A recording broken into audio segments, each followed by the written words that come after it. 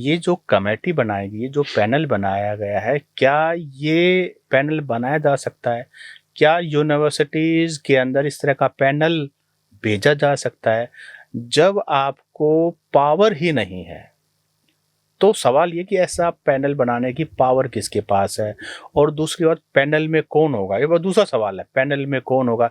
आपने बहुत अच्छी तरह से बताया, जो यूनिवर्सिटी के सिस्टम को अच्छी तरह समझ करके और रिटायर हो चुके हैं या एक अहम पोजीशन पर रह चुके हैं या कोई कोई नोटेबल पर्सनालिटीज हैं जिनको कोई नेशनल लेवल का अवार्ड मिल चुका है जी। एजुकेशन के अंदर ही कि क्वालिटी ऑफ एजुकेशन के अंदर क्या होना चाहिए, क्या करिकुलम है यूनिवर्सिटी का, नेशनल एजुकेशन पॉलिसी 2020 को लेकर के तैयारियां चल रही हैं, उसको लागू करने की बात हो रही है।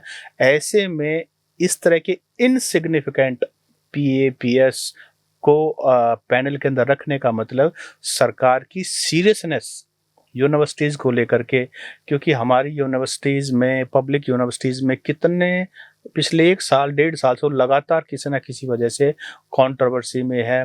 एचएयू की बात करें, जीजेयू की बात करें, एमडीयू की बात करें, लगातार यहाँ कंट्रोवर्सीज या तो हो रही हैं या की जा रही हैं, कुछ भी कह लीजिए, लेकिन यहाँ पर एजुकेशन का काम कम, पॉलिटिक्स के अड्डे ज़्यादा बन चुके हैं। पिछले दिनों जेजेपी के दुष्यंत चौटाला, दिग्विजय चौटाला, उन्होंने भी ये सवाल उठाया कि जेजेपी की जो विंग है स्टूडेंट इनसो, उनको तो आप परमिशन नहीं दे रहे हैं, और आरएसएस के बाकी अलग अलग संस्थाएं हैं जो उनको आप लगातार यहाँ पर यूनिवर्सिटीज़ के को मतलब इवेंट करने के लिए रेड कारपेट वेलकम कर रहे हैं आप।